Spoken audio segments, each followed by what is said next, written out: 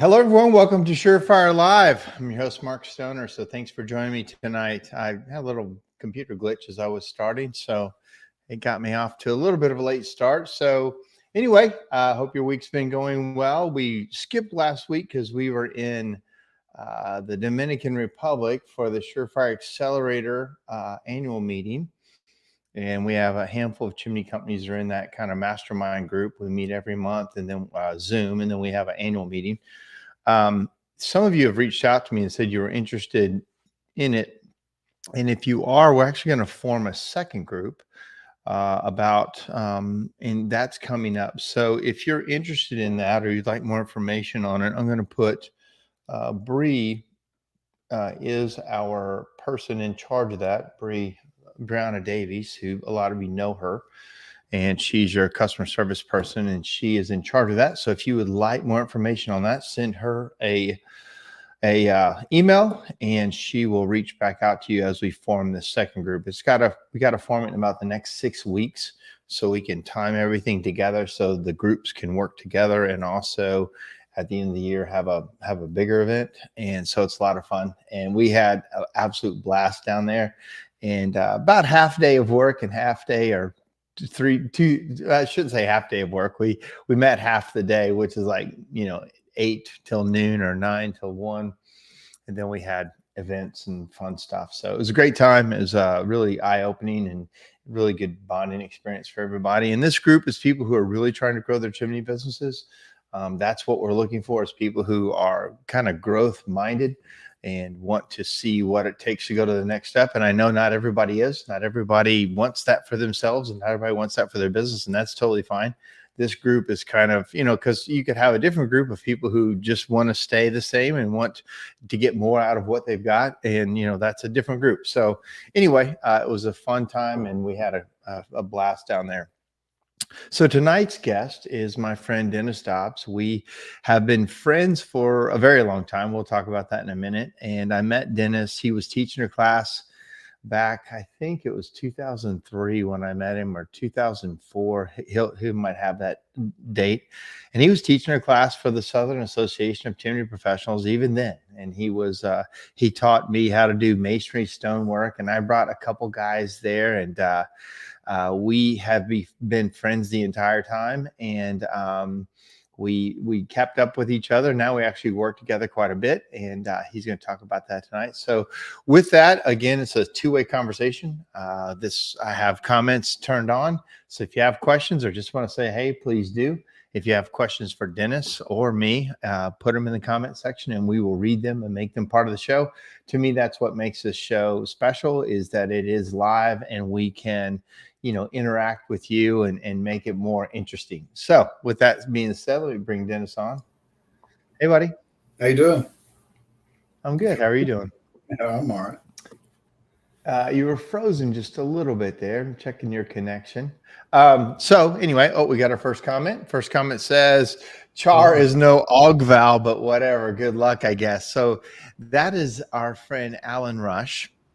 And Alan Rush, I'm going to tell the story real quick. Alan, before he had the name of his business, which is Rush Profits, he had the name OGVAL, which was, I'm like, he came to me with it, and I said, OGVAL, what's OGVAL? He says, it's the name of my new business.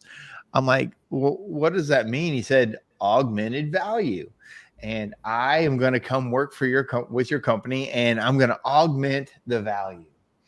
And I'm like, when I don't like something, what I say is, I don't love it. So I said, man, I don't love it. And he's like, why? I'm like, dude, your name is the name of the business. It should be that. So we switched it to Rush Profits, and so he still hangs on to OGVAL. So yours is CHAR, CHAR, and we'll get into why you named it, what the name stands for. But welcome, Dennis. How are you doing tonight? I'm hanging in there, doing good. So tell everybody kind of your background in the chimney business. You've been at it for a long time, and tell people kind of how you got into it and what gets you excited today. Well, started in 1981. There was a Mother Earth News had it's a magazine. I think they're still published today, but anyway, had ads in there for how you can start your own chimney business. Buy the equipment through us. It's through August West. And anyway, I was working at a factory, just graduated high school, and realized I was an outside guy. I wasn't really an inside guy where you can't look outsiders, so I was looking for, something to make more money. And so I see this, and I jump on it, buy the equipment.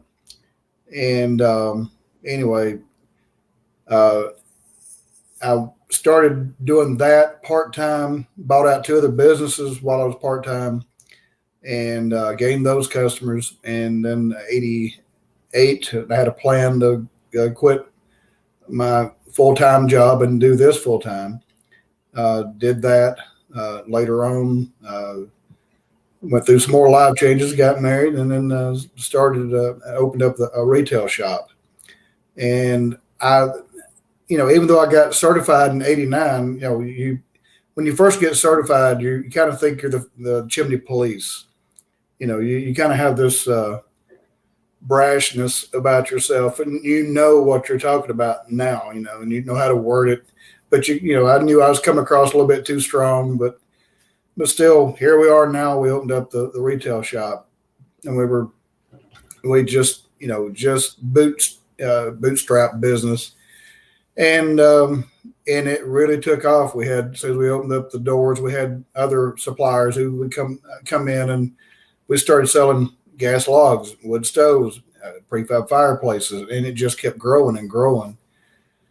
And I was forced to learn how to deal with gas, how to deal with stonework, how to deal with the install of a wood stove or a Class A chimney, and a lot of trial and error. And then over the years, this kind of got where it could become more and more natural.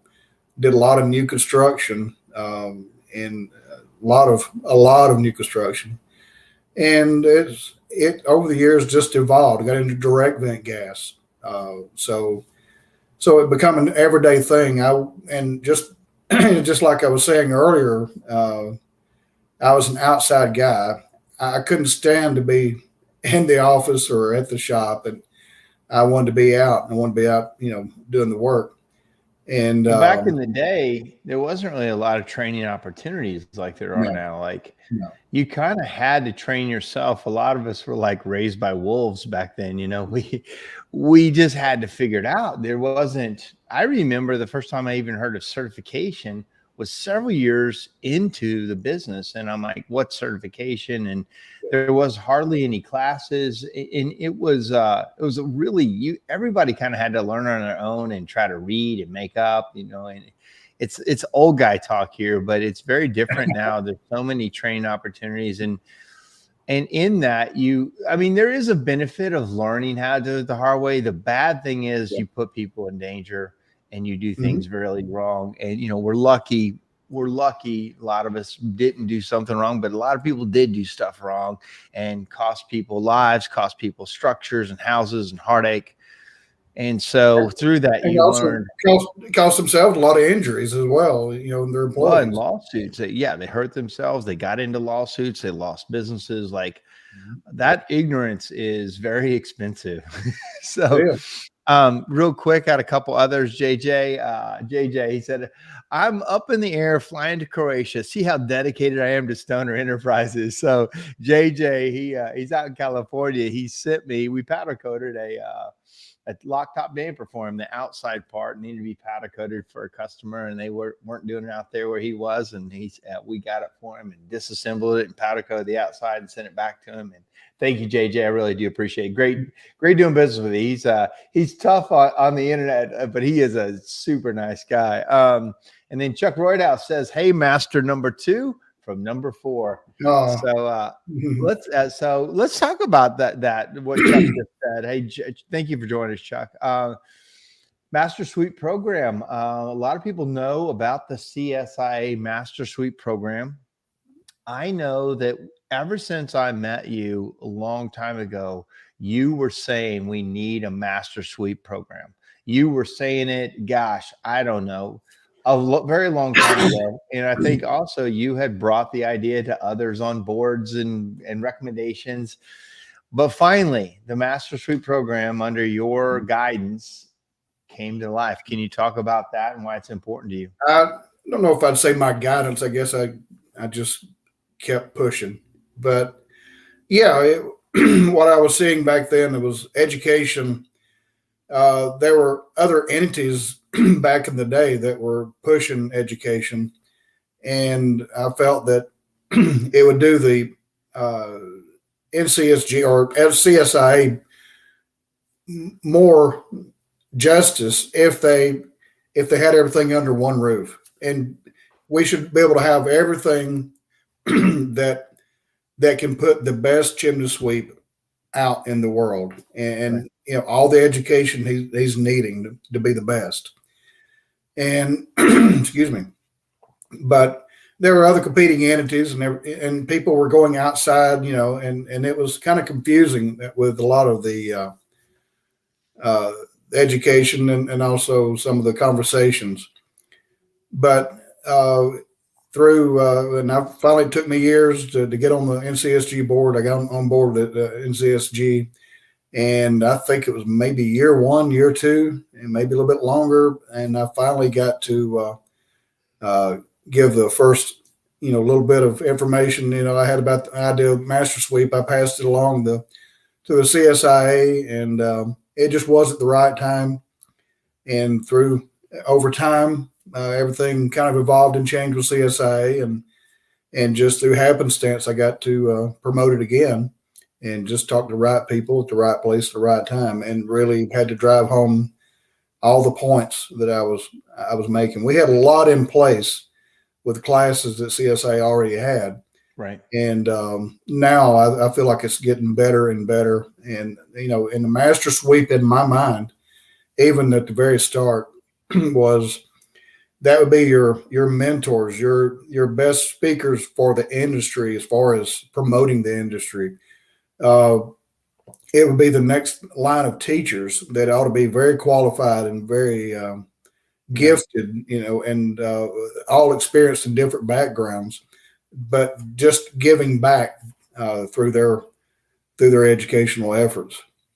Well, Diane Pilger's on here, and so Johnny Pilger, you had a bunch of Johnny had the idea too. You guys were both kind Johnny of Johnny did, and I did it, and it took us a while because you know, I'm from the South. He's from Long New Island, York. so it took a while for us to get to communicate well, and I had to speed it up. He had to slow it down, and so, but but we had many long talks, and none of this would have happened without John. I don't take full credit for anything. I think it was a joint effort of many people. Yeah. And Well, you had some advocates. I was on the board, Chuck Hall, Chuck Roydhouse. yeah, We all, and then, you know, we could all see the benefit of this as it was coming around, and we believed in it. And, you know, it was a way, like you said, to put the education that was already created and then kind of put it together to prove not only that you could pass a test, but you had the mind to continue education. right. You also had longevity in the business. You can't be certified for 9-10 years without and staying educated without some type of a next step. And so, you know, that was the next step you guys came up with. Do you think it came out the way you thought?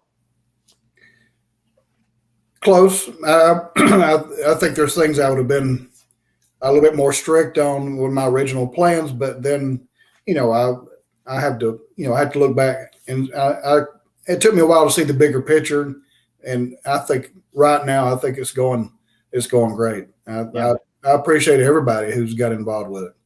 I like that a lot of people look to it as a goal, as the high water mark in our industry.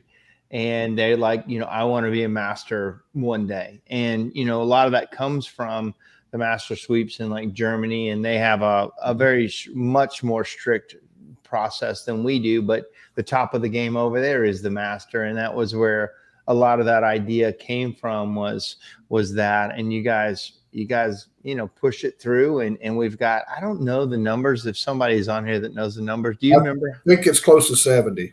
Close to 70 masters, I right? think This so. is never supposed to be thousands, but there's a couple honorary people Yes. that are masters that had passed before, the requirements came out. So we made a few honoraries. And then like Terry Dearborn, I believe, is one. Jack Pixley, I think there's a few. Then here's another one. Another person to give credit to is Jim Brewer. Absolutely. Yeah, Jim was critical. Well, and two, there's many mentors I had. And of course, I know you have as well, but I tried to pay attention as much as I could and learn as much as I could from everybody, from Pete Luter, Ashley, Eldridge, Jim, Jim I met him in 1988, and in Chattanooga, Tennessee, they were putting on a NCSG certification. That's what badge I got, was NCSG. But anyway, Jim was very impressive, but many, many mentors along the way. And I think that we owe it to the industry. If it's really affected us and made us better at our craft, I think we owe it to give back, and that's what I want to do. Yeah. So funny. A friend of mine I haven't talked to in years, Ty Knox. Ty Knox, hey buddy. Glad you're. Quick story, off subject a little bit. Me and Ty used to be roommates. We worked in a factory together back in the mid 80s, and Ty and I became roommates. And I remember I had the idea to come up with a chimney sweep company. And he came up with the idea of starting a carpet cleaning company. And I was like, don't tell anybody about this chimney sweep thing, dude. This is going to be huge. Like, I wanted to be a secret because I thought it was such an amazing idea. And Ty and I both started being entrepreneurs at the exact same time, living together, trying to figure it out. He went on to, if you look at all of his credentials, he went on to become superstar. I'm still in the chimney business, but great to see you, Ty. I hope you're doing well, man. So then I did get another notification that 70 is about the right number. So, so you help with that. You've been in the business a long time. You actually work for me right now, and part of our training brought on to be a training and also quality control. And a lot of the guys call you every day, ask you questions. How do we do this? We bring you out on special jobs to help it go right, help it try to head off problems before it does. Because even in my company, and in my company specifically, I know about training is one of the hardest things we do or don't do. I feel like we train all the time, and then some stupid thing happens, or some like, how did that happen? Why didn't this go right? So with that being said, we talked about this, and you came up with the idea, and I want you to go train other companies too, and do that, because that's your gift. You have the heart of a teacher. I've known you forever. You need to be a teacher, and you love doing that. So tell everybody what CHAR is, what's it stand for, and why is it your passion now? Well, CHAR, it stands for Chimney, Hearth, and Restoration. Right. And so it kind of hit me like a ton of bricks one day. I was actually working for Copperfield, and drove through, and I saw the name of this restaurant, and as I drove through, I thought, is that a restaurant or a hearth shop? And then the thought of it kind of stuck in my mind. And then I went to the Masonry Heater Association. They had a big meeting in Asheville, North Carolina, and I had to speak and had to do a class on putting in Class A chimneys. And at night, there was I had to do a class there for everybody, PowerPoint. And so the guy who spoke after me kind of is very interested, because he was speaking about CHAR, and it's charcoal and all the things that charcoal is good for, and he learned about it just by happenstance. But he's intrigued by it, and so a lot of studies on charcoal as well. But the word CHAR, and it finally hit. It took a couple more years for it to finally register in my mind what that could really stand for as an acronym. But chimney, hearth, and restoration training. So, and what it is a lot. Some of it's what I used to do with Copperfield in a way, but I would always get to know, try to talk to a business, get to know their needs. What are they missing as far as their technical training or hands-on, whatever it may be, but then figure out a game plan to help them.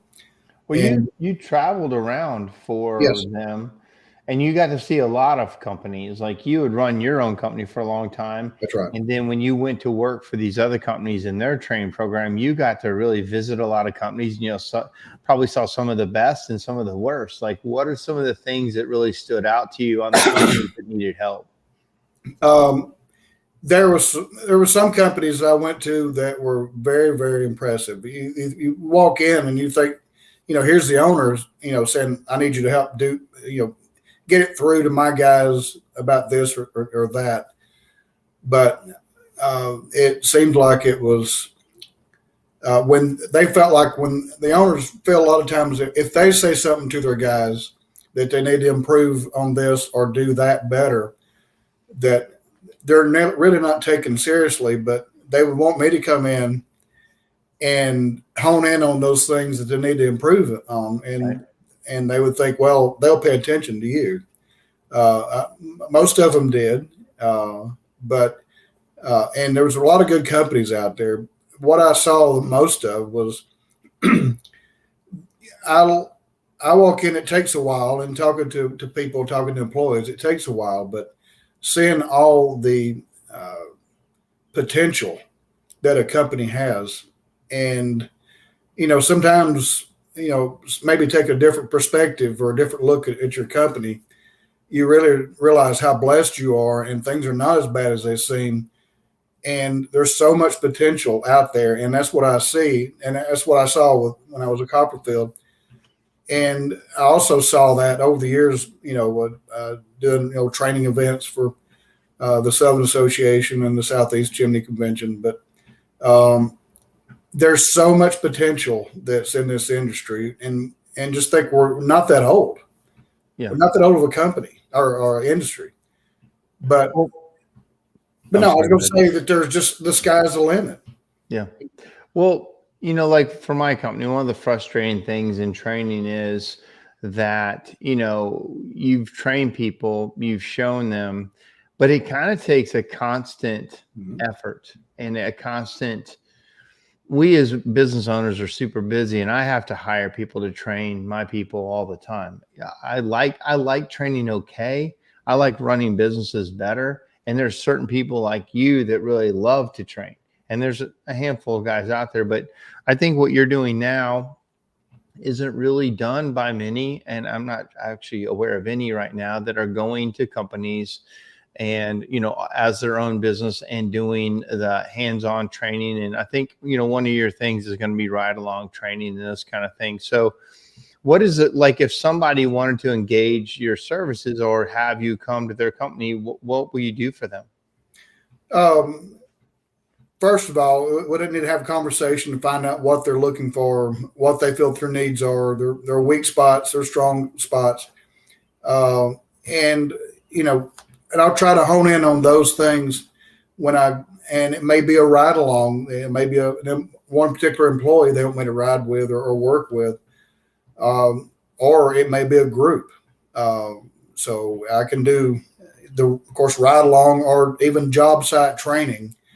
If they have a rip and replace that maybe they want to, think, well, maybe we can make this into a training event for our employees. Come out and just do a hands-on class. And, we go 3 days of just covering so much. And I try to be very detailed as far as all the ifs, buts, and ands and what could be and what you need to look out for. How to actually do a rip and replace and make it make sense, make it not look like it's forced, and allow for things to happen and overcome them. Well, I think, working with you and knowing you, one of your really big strengths is you're an amazing technician. You're not a guy that's teaching what he saw other guys do forever ago, or you're not somebody who's just, by the books. You literally can fix anything that whenever we ran into problems, you were the guy that went out and came up with a solution. And so with your mindset of not just going down the one way, but there's several other ways we could possibly think about this, is super helpful for technicians to, not just get in there and get it done, like, be more mindful, which I think you're really good at teaching. I got a quick comment right here. John White says, I need him! Exclamation point, 3 exclamation points. John, I think you're not alone, and us, anybody that is growing a company needs somebody in-house to, and out, a lot of times going to hotels and get training, or going to an event and get training, is great. I'm not saying anything bad about it, but having a guy in-house, one, saves you quite a bit of money in travel, and two, you're working in that environment. You're literally seeing what they're seeing. It's one thing to go to an event, and like if I go to something in the Northeast, a lot of the chimneys that they deal with, I don't deal with what they deal with, and they come to the South, or they don't know what I deal with here. So by you going into their market, then you can really see this is what we're dealing with, and you've got so much experience that you pretty much know how to help them. I'll do my best. Well, 25 years being a horse shop owner, and like I said, I was out in the field every day, cleaning chimneys every day. And I understand the hardships and the challenges that these businesses have.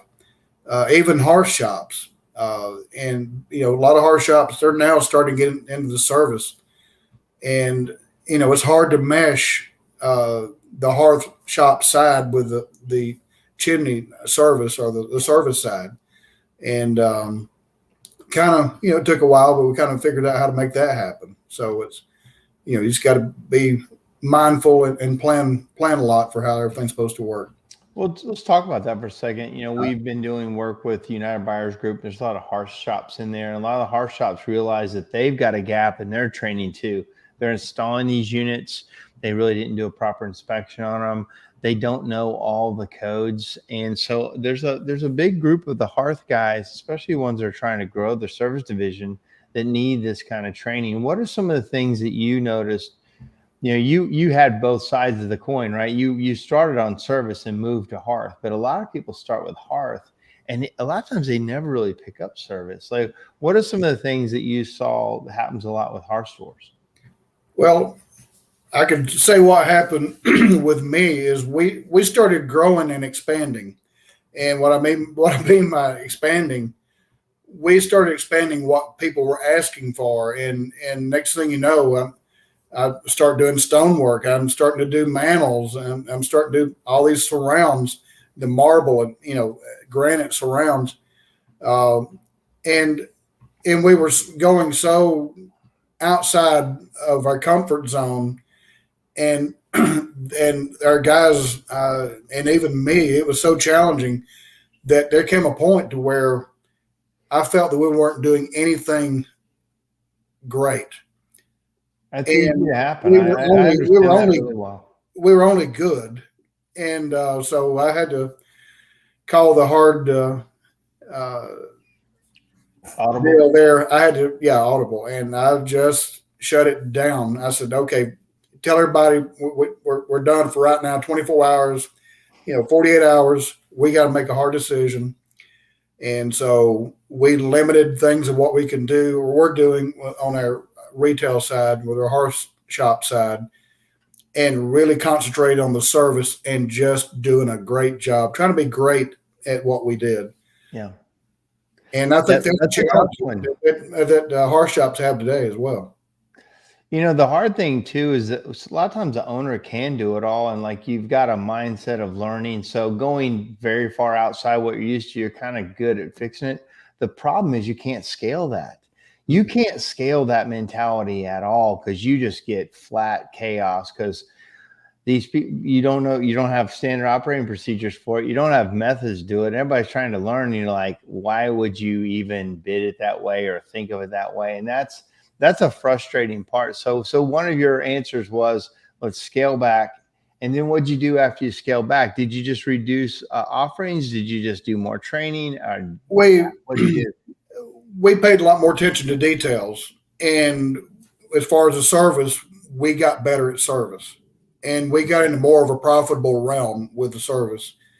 And with the hearth side, we scaled everything back and really paid attention to availability, profitability, and something that we would have more confidence in being a solution for a customer's needs, and try to increase the value of their home. I don't want someone to, and for me, I didn't want a customer to buy something and it not increase the value. I want want them to be proud of their fireplace, and in all the work we do, make their house more sellable, increase the value, enjoy the living area in the room that the fireplace is in.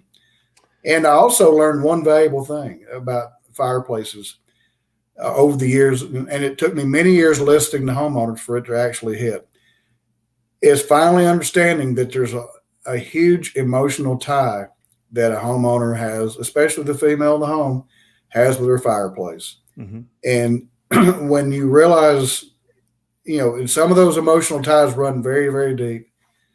And that's the reason a lot of people don't want to get rid of their wood burning fireplace. They want to keep it as long as they're able to build a fire.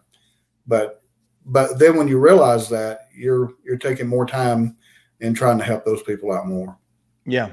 Well, I think I remember hearing you say that on the CSIA commercial, like the one that CSI runs with Tommy, and you talk about that. I think it's true. But to switch just a little bit, one of the things when you and I started, was that it wasn't as complicated as it is now. It wasn't as complex, like the inspection process itself. Like we literally were trained with mirrors and a flashlight. Absolutely. Just kind of look up it and just kind of look for anything out of whack. And now the inspection process is extremely detailed. Yes. There's a lot more codes that come into play. There's a lot more, just knowledge about how the whole system works, and just different ways to repair things that were it just didn't used to be like that. And now our technicians have to be way better trained. If we're going to compete in today's market, the best trained companies win. The most educated companies win this game. If you want to know what wins, it's educated people. Yeah. And they also expect to be educated when they come to work for you. If you don't spend money in training, they feel like they're being left behind. Like it used to be, if you train your people too well, they'll leave you. But now if you don't train them, they're going to leave you too. I remember early on, a kid was going to quit because he wasn't totally on the track yet to be in a truck. And he had fallen through our apprenticeship program. I didn't realize he kind of fell and wasn't getting the training. He'd completed one part, but not another part. And he spoke to somebody because he said, well, they're not training me enough. I'm like, I'm not training enough. I got a whole process of training, but he fell through it. And I about lost a guy in my company, and we do training all the time. I bring in training. We have constant training, but I still don't feel like we've trained enough. I still feel like we got all kinds of gaps and holes. But so you speak to that. I got another comment real quick. What does this say? It said, somebody said, hi, Mark. Thanks for the podcast. Oh, you're very welcome. So talk to that. Talk to about the complexity that's changed since you and I started to what it is today. Well, to simplify it, when you did your inspection years ago, when the industry was basically in its infancy and what information was available back in that particular time, creosote was your enemy. If you can get all the creosote out of the chimney, then it's safe. That's a great. You were worried about a chimney fire. That was it. You're so right. That is exactly right. That was the main thing that you really just had to do, is all the creosote's out and you're good. You're so right about that. And then you run into the chimneys that well, I can't get this creosote out. What am I going to do? And, so just because of third-degree creosote, here comes, Pete Luter was making the road clean and given the ability to get a lot of that off. And now, and actually he was the father to rotary sweeping there in America. And so it's the whole industry went from a very simplified look. And you look at the little challenges, and here's the water leaks, and you think back then, I look back, I don't know if you can remember, but I look back and I thought that's just the way fireplaces were. You would have you'd look up, you see water dripping down you think, well, that's normal. It's kind of like a cave. Yeah. And and of course here comes John and Meredith and Safer System. They develops the water repellents. Mm-hmm. So each challenge that we ran into, as we look back, the challenge created opportunities, which created a momentum that really changed the industry. And it was just like inspections. Who would have thought years ago, we'd use spotlights and mirrors or a good flashlight, and and now who would have thought that someone thought, if I could just put a camera down that flue. Well, Tom Urban was on the front. See, side there you go. Yeah. So, but it's still not done. There's so much potential, and there's going to be more and more things that's going to change this industry in the future. More tools. Yeah, and then in that, with the complexity, is spaces for people to miss stuff. That's right. And that's the downside of it. There's a lot more opportunity. I mean, the bids we give today, the bids we give every day would have been like jobs of the year for me. Like, if we did a $25,000 job, that would have been, oh my gosh, gigantic. And now those are given out every day. Yeah. And it's so our industry, as it's grown, bigger companies, more complex, more money, but also more holes in the game to have a problem. Yeah. There's a lot of moving pieces, and there's, I don't know, I would call it a rush, but it seems like everything is so fast when you're at a customer's home. There's a lot of back and forth, the dialogue with the homeowner, and then you're trying to do what you got to do, and you got to pick up on every little thing because every little thing's important. Yeah. And then you got to turn around and figure out how to fix whatever's wrong. And then first you got to figure out how to explain it to a customer without using some language they've never heard before. And you've got to come across as being their advocate and being on their side, not being a salesman. And then you've got to then propose the repair that you use your best information to do. And then the repair's got to go right. Yeah. Yeah. Yeah. And if it don't, if it doesn't, or the install doesn't go right, you could look pretty bad pretty quick. And, like I said, through experience and ups and downs, I've tried to figure things out the best I could, but I think we got some things figured out on that. So I've put up a couple things. This is your email, dennis@chartraining.com. Mm-hmm. And then you said your website's still under construction. So, and then here's your phone number. If you guys are listening to Dennis, probably text him first or email him and he'll have a conversation with you. And how does it work? Let's just say, somebody says, I want to engage you. I know it's brand new and you're just getting out there, but the plan is to go see what they need and then go provide either classroom training at their facility or ride along training or specialized training in basically whatever they need. Yes. Now, do you do gas training too? Like what kind of training are you doing?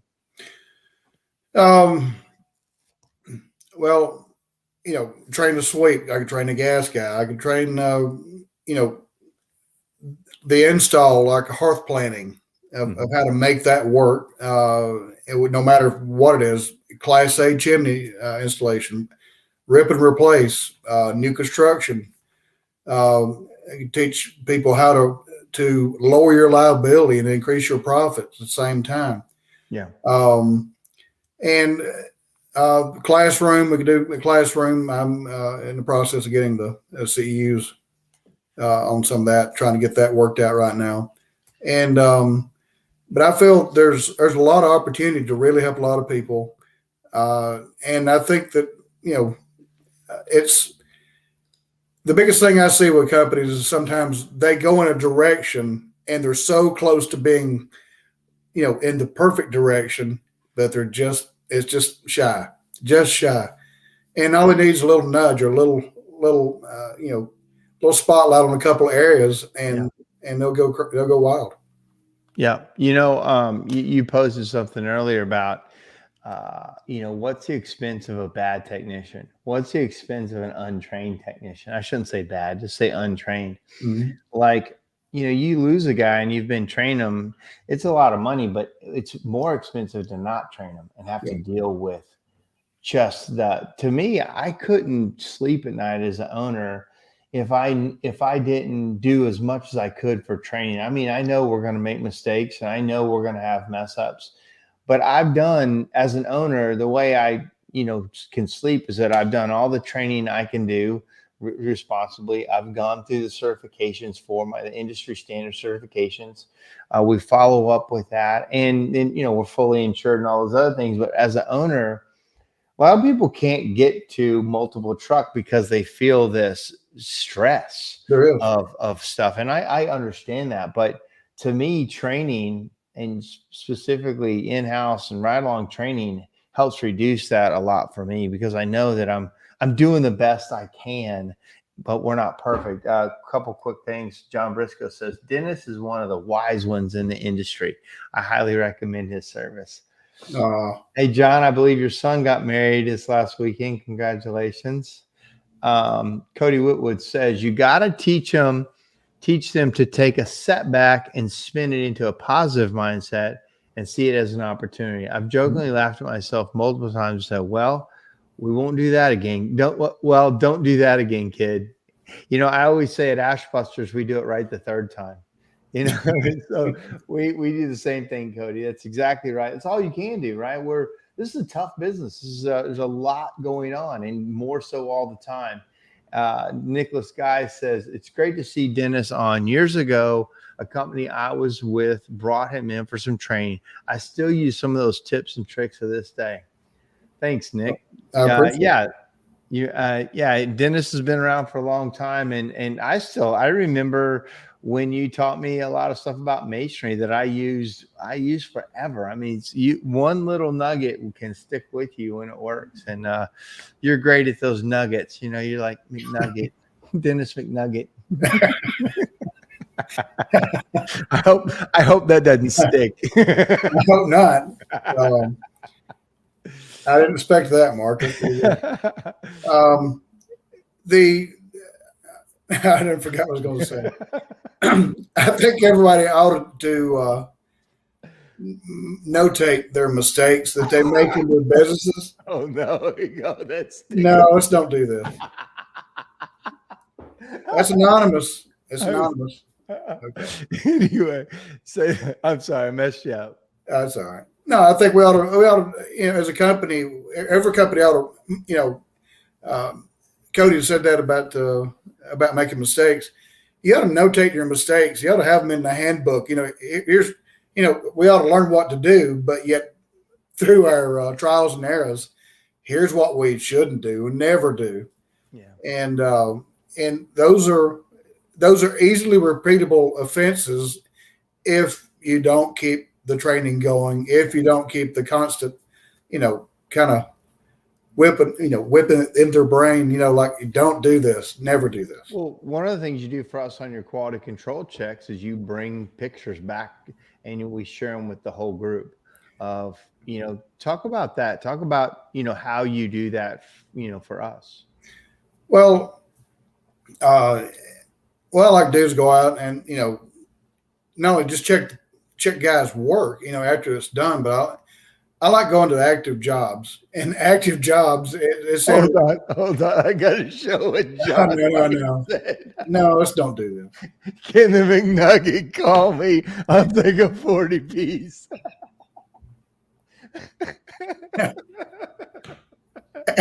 That's hilarious. I'm sorry, I had to put it up there. Today is changing life forever right there. All right. Like, I'm going to regret coming on. Oh, you will. Okay, so anyway, what you do for us on quality control? I didn't realize it was going to turn into the. All right, I'm kidding. No, going to active jobs. You got an opportunity to, people want to do a good job, and people want to show if they think that I'm going to show up, they want to do a good job for the homeowner anyway, but also they want to turn around and do things better, knowing that I could be walking in or walking up on the job at any time. For sure. But also, there's times where there is a learning experience that can happen right there, that learning moment, or that nugget, it's kind of like, if you ever thought about, doing this a particular way, it's kind of like a light bulb goes off. Well, there you go. But it is interesting, and sometimes we have some phenomenal pictures that we'll show on Fridays. When I get to speak on Fridays, and I get to show the most of the time the good, and there's sometimes the bad, and that's taking the mistakes and really making everyone aware of what we don't do. Yeah, but you got to show it. You got to show it, not in an embarrassing way, but sometimes it is embarrassing. Sometimes it's embarrassing for me. I'm like, why would you leave it like that? Why didn't you clean the roof off? What do you mean you set the tarp and it got all over the side of that? Like some of those thoughtfulness things, or just, and then other times you learn that, it's easy to, to criticize from the office, and I wasn't there, and your boots on the ground, you're like, hey, this was a real, sticky, hard, solution, and we came up with it. But in that, the other thing that we switched to too was we used to do a lot of after the job QC, and we still do, but you also do active QC while the job's happening. Let's get somebody out there, make sure it's going off right. And so we did like proactive quality control, and you were a big part of that too. Yeah, it's quality control is a vital part of anybody's company. I think that it's something that someone needs to be doing. It could be quality control, it could be safety checks, and follow up the homeowner. How do we do? Just maybe showing up and our guys treat you and your home okay. Yeah, but like I said, there's so much more that can be done in their customer service of our industry. Well, we're coming up. We got a couple more minutes. I'm just excited for you. I know that, again, I said it before, but you have the heart of a teacher. You really enjoy teaching people. And there's a handful of guys in this industry that really enjoy it. And you do it for, it's also that stage, so much. Jim Brewer helped create SureFire because he felt like he needed to leave some tracks in the sand. He wanted to basically download his brain into a system that other people could benefit from, a lifetime of service in this industry. And as we are talking, the first generation guys that started in the 80s, early 90s are kind of starting to go, we're aging. And so we if we want, a lot of people really enjoy this industry, and this industry has given us so much, we want to give back. Couple other things here real quick. Way to put some honey mustard on them nuggets, Dennis. I noticed they're You notice what? That they're anonymous. Right. Well, they have to sign in. Is there something they have to sign in? So they don't realize they're anonymous until it shows up here. Oh, that's Clyde. Clyde works for us. He knows Denny. McDenny. Well. What's that? McDenny. Or McDenner. But I was going to say before we go, I will be doing some classes for Copperfield there. They got a dryer vent class. I advise those of you who are into dryer vents, I think it'll be a very good class. We'll have some of the manufacturers involved, and it'll be a huge deal for the industry. Can you talk about those dates? Or do I you have remember to find it, them? but Sorry, I thought you might well, I know. think the first one is in June 6th there in Asheville, North Carolina. And the let me see right here. June 6th in Asheville, North Carolina. It'd be June 20th in California, June 18th, July 18th in New Jersey, July 25th in Florida, and September 7th in New Hampshire. That's all through Copperfield. And Yes. that's all their dry event stuff that you're teaching. Yes. That's awesome. And then also doing some stuff for the CSIA, and I'm very thankful and very excited. What are you doing with CSI? Doing the actual training for their certifications. The school. Are you doing the school form? Yeah. When is that coming up? Do you know that date, or did I put You you know, on the school now. I'm having a review and test actually this Friday in Scranton. Okay, cool. At- Amber said something super sweet. She said, "Every day I use what you taught me through the years. Excited for all the companies you'll be helping." Oh, that brings a little tear to my eye, Dennis. Yeah, I know. It brings me too. Thank you, Amber. Appreciate it. Love you. Love you too. No, I meant her. You weren't talking to me. Well, great, man. Anything else they need to know about if they want to get more information? I put up your phone number, your email, your website. Let me just put that up one more time as we close out. Let me put up what's the best way for me to get all your email or phone number? Either one. I check my phone. I mean, if you text me, of course it'll alert me real quick, and I'll get back with you as quick as I possibly can. And so, John, just send in your order for the 40-piece, 256-996-9999. Email Dennis at chartraining.com, and he'll get back to you. And yeah, man, you got a lot of training coming up and a lot more, so it's exciting. Thank you. But I'm kind of hungry for McDonald's right now. I know you mean.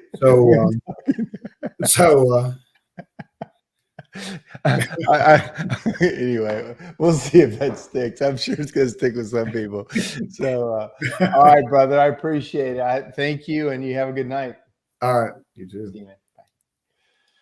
All right, guys, so much fun. Dennis he's just one of the really good dudes in this industry, and Dennis, Amber said, "Love you." And then John White says, when he gets his website up, if he could still list all of his dates of his training, that'd be great. So that's a good point, Dennis. If put all your training on there, even if you're doing it for other companies, so people know where you are, what you're doing. And then see you in the morning, McNugget. And then so good night. So guys, I hope you enjoy it. Thanks for being part of this show. Thanks for being so interactive. It's always a lot of fun. And you never know quite where the show is going to go. And that's what I love about doing it. So, all right, guys, that's our night. We should be back next Tuesday night. I will have a time next Tuesday to do it. And we will see you then. Thanks. Have a good night. Bye.